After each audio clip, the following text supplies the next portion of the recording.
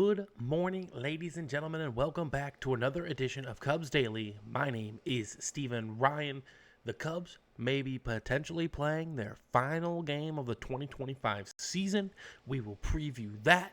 We have injury updates to get to regarding our pitchers, and we are going to talk about Kyle Tucker as one of Chicago's best beat writers for the Cubs. Jesse Rogers drops a bomb on Twitter replying to a fan's question. So let's just hop right into it because there's a lot to unpack here. Obviously, the Cubs traded for Kyle Tucker in the offseason last December, trading away Cam Smith, Hayden Wesneski, and Isaac Paredes. And, this is, I'm not even sure if it's necessarily a 50-50 split amongst fans, but maybe a majority of fans think that Cam Smith's just going to be some great all-star or I'm not sure. He did have a very solid rookie season, do not get me wrong, but again, the Cubs roster did not have room for him where we were at. Houston had a need for right field, third base. They called him up, et cetera, et cetera. So I'm happy it's worked out for Cam Smith, but this was the correct move the Cubs needed to make to get to where we are right now in October, discussing possibly the last game of the year. Now, again, the question all season long is, will we extend Kyle Tucker? I've been saying here on this channel specifically that the Cubs are, Kyle Tucker's going to test free agency. There's no doubt about it. He's just, it's a once-in-a-lifetime opportunity. Who doesn't want to go out and be courted by all of Major League Baseball, right? Every team should pick up the phone and make a call for him. Whether you like him as a player or not, the dude has proven time over time he is one of the best players in baseball. Maybe not top 5, maybe towards the 9 or 10 range, but again, either way, I'm telling you guys right now, all the success you saw in this Cubs lineup this year, he played a pivotal role in all of that. His presence and at the plate and his plate approach allowed a lot of these young guys to develop for the Cubs. So let's just get right into it, right? The Cubs, they're on the brink of elimination today. And, Kyle Tucker, this is regarding free agency. A fan on Twitter asked Jesse Rogers, he said, "Jesse, I have to think they're not going to be re-signing Tucker." Jesse Rogers said no, they were never going to. Anyone that said different was wrong. Now, this is, in contrast to what David Kaplan said earlier in the year, that the Ricketts were prepared to spend money on him and prepared to make him an offer. But I think Kyle Tucker wants to test free agency. He wants to see what his market value is. Not saying he's not going to be a Cub, but obviously you need to see what all the other doors hold open for you in that sense. So whether you want him to be a Cub or not, he's going to test free agency. The Cubs are absolutely going to have a meeting with him, try and get a deal done with him, but that's not guaranteed either. And, obviously the more and more as this postseason goes on, a lot of fans don't want him back. And they think he's going to get $500 million. I don't think he's going to get $500 million. I think he's going to get more in that $350 to maybe $400 million range. $400 million if you want to try and overpay for him. Maybe he comes back on a 1-year prove-it deal, right? He wants to prove that he can be healthy for one more season and put up some nice numbers to then re-enter free agency, kind of like Cody Bellinger did previously. So, it's a very tricky situation. Again, I am open to Kyle Tucker returning to this Cubs team at the right price. There's other players on this team I would rather see go elsewhere, like Ian Happ, for example. But again, we're going to get into all of that stuff here in the offseason. But let's get to some injury updates regarding 2 pitchers we are so desperately missing. Now, we're not going to get Justin Steele back for this postseason. He obviously was hurt the second week of the season, and he had to undergo Tommy John surgery for his elbow, and so he's out for the year. But reports have shown that by the end of the month, Justin Steele will hopefully be throwing again, which is a very positive sign. Hopefully he can use this winter to build up back that muscle and return to somewhat near form for this Cubs team, because again, we really do miss him in this rotation. I'm not saying he's a true number 1 either, but a really good solid 2 or 3, absolutely. Justin Steele is a gamer, and the kind of competitive spirit you would imagine he would rise in this playoff moment. Now,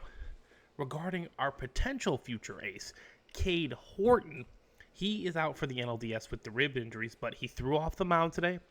He told reporters that he's feeling really good.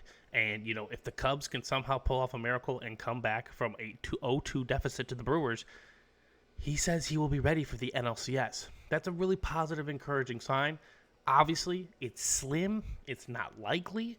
0-2 against the best record in baseball is not impossible, but very, very, very unlikely. So I imagine Cade Horton is going to have an offseason to recruit, get stronger, get healthier, and be back for this 2026 rotation. So those are the updates on those injuries there. Let's talk about potentially the last game of the regular season, okay?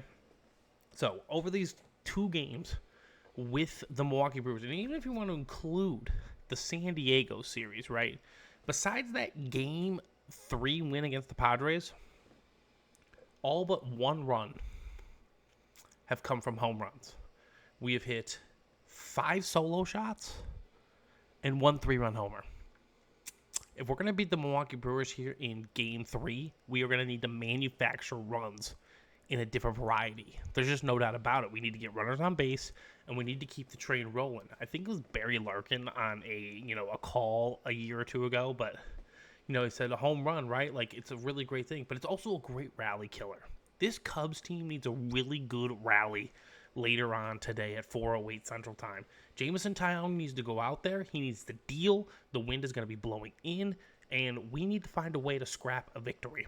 Not saying it's going to happen, but you got to start somewhere, right? And today's the day. We have to do this. Even though we've dropped 2 in a row, this team all year long has bounced back from losses. I know it didn't happen in Game 2. Weird things were happening in Game 2. Not weird things. I'm sorry. That team just lost. But this team can bounce back and win Game 3. Go get one for the Wrigley faithful. This was a very productive year for the Cubs. I 100% agree on that front. But we're going to have to draw some walks. We're going to have to be patient at the plate. We're going to have to rack up the starting pitchers, pitch count. We're going to have to be patient. We're going to have to play smart baseball, errorless, pristine defense, and kind of hope that the Brewers hitters don't find the blades of grass where the Cubs defenders aren't, right? One of the unique things about the Brewers offense is that they have the most infield hits all season long, like over 150 of them. It's almost 1 a game how many times they get an infield hit. And, infield hits can really start rallies and just wear out defenses. So the Cubs, Jameson Taillon's going to have to go out there. He's going to have to pitch a gem. I think if he goes 5 innings and gives up 0-1 runs, the Cubs are going to have a chance to win this game. Obviously, that's a very obvious statement. And then the bullpen's going to have to shut the door. Like, plain and simple, I think it's going to be a low-scoring game. I think the over-under set at 6.5. So here is the question, ladies and gentlemen. Can Taillon do it for us? I said this before kind of the playoffs started, right? Like, obviously, Cade Horton got hurt. He was the number 1 guy. I would have started him Game 1 against the Padres, personally, if I was managing the team. Shota, I have no trust in. Matthew Boyd, even though he's our all-star, he gets hit, man. These guys get hit. Matt Boyd, at best, on a really good rotation, is your number 4. I'm just being candid with you guys. At best, he's a number 4. I think Shota, at best, is a 2 or 3. And I think Justin Steele's a 2 or 3. Have you seen this Brewers roster? They have 4 or 5 guys that throw over 100 miles an hour. Their ace, Freddie Peralta, gets up there to 98, 99. Like, that is really, really strong. Who can the Cubs go out and find in, the minor leagues, the development system, to find these guys who throw 100 miles an hour? We need them desperately. We have Danny Palencia and Keller. They're like the only 2 that I know of that could touch 100 miles an hour, right? Justin Steele, when he's healthy, at best, he was 95, 96. Shota is kind of not Greg Maddux, but like he's a paint the corners kind of guy. He's a location specialist. 92, 93 at best. Cade Horton can rear it up to 98, right? But he's young. He's developing. He's not there. We have a lot of players on this team that are not experienced. PCA needs to show up tomorrow, get a hit or 2, maybe create some havoc on the base path, get himself going with a great defensive play. Matt Shaw, he needs to find a way to get on base with a hit. We got a lot of young players on this team that are trying to develop, right? Like, this is the postseason to go out and develop those. So they need to figure out a way to go get a win, extend the season by a game. Not saying they're going to win the series. I think this one's over personally. I'm going to say the Cubs win later today, but I'm not sure how Game 4 is going to react. But again, back to my main point. Tyone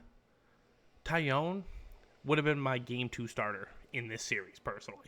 I would have started Colin Ray Game 1. I would have had Javier Assad on the roster. It would have been a Colin Ray, Javier Assad effort plus bullpen, depending on how the Cubs were playing.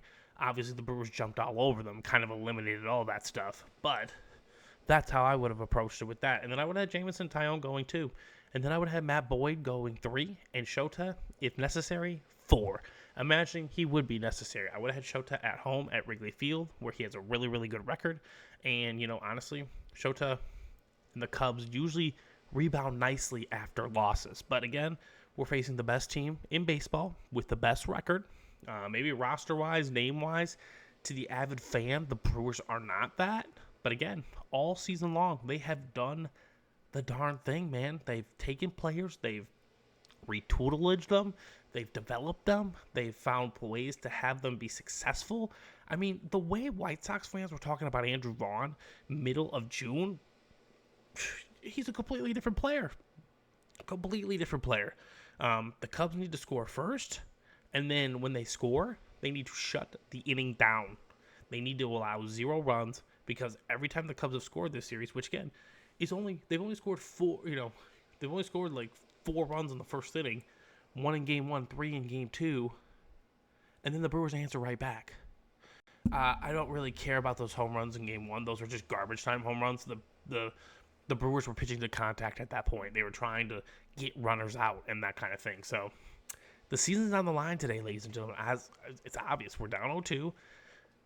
You got to battle back, 1 win at a time. The Yankees won yesterday, right? They were down 6-1. Can we get a little bit of an explosive offensive performance?